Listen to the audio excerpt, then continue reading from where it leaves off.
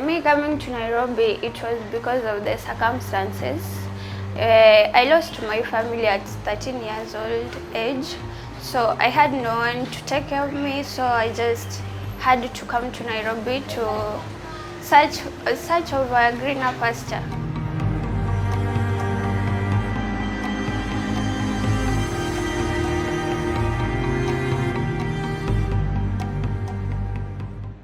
When I came to Nairobi, I started working as a house girl. And the place I was taken to, it was not that nice. The mistreatment and the abuses and the mistreatments were too much.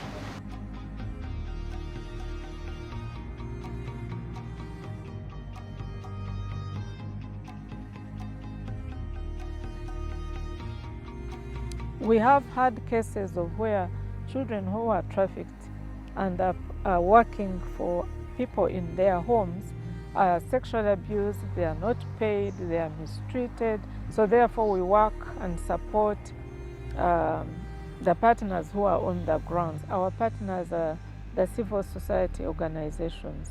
They are the ones who provide the services. Our mother program was targeting domestic workers who are 18 years and above.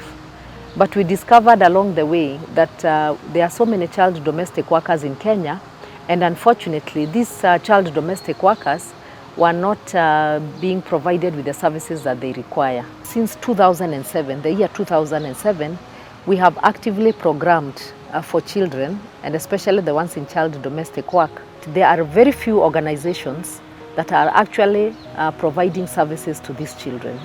Me getting pregnant, it wasn't something I wanted. Got pregnant when I was 15 years. I got pregnant, I was abused by the owner of the house I was working in.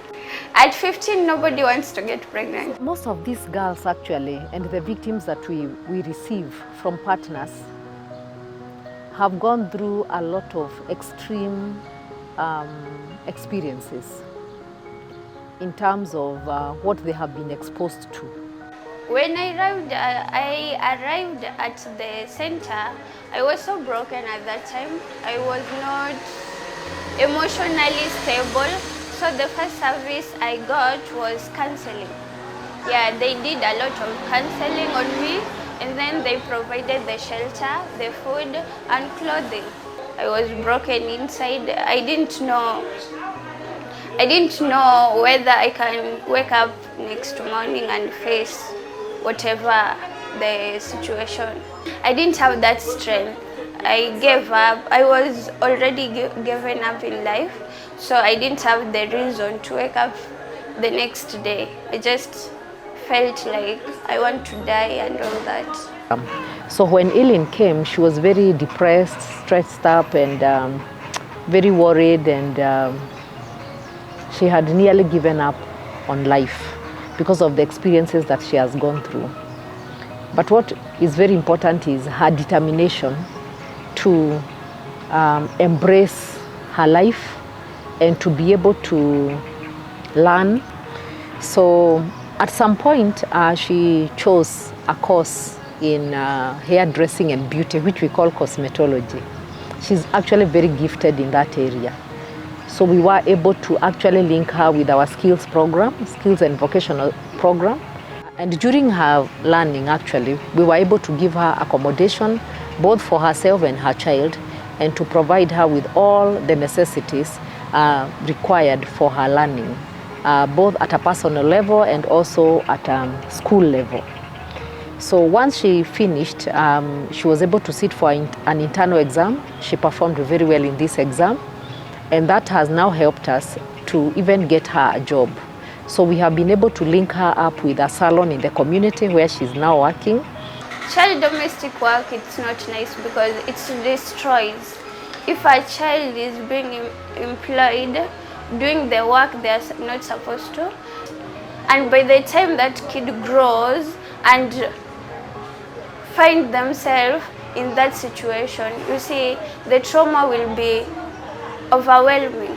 They will be traumatized, they will be broken. She has a special skill in that she's a girl advocate. She is very outspoken. She's very outgoing.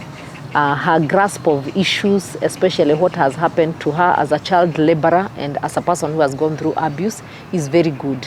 And because of this, we have been able to link her up with several organizations, and they are actually involving her as a champion to be able to advocate for children who find themselves in child labor at an age when they are supposed to be in school.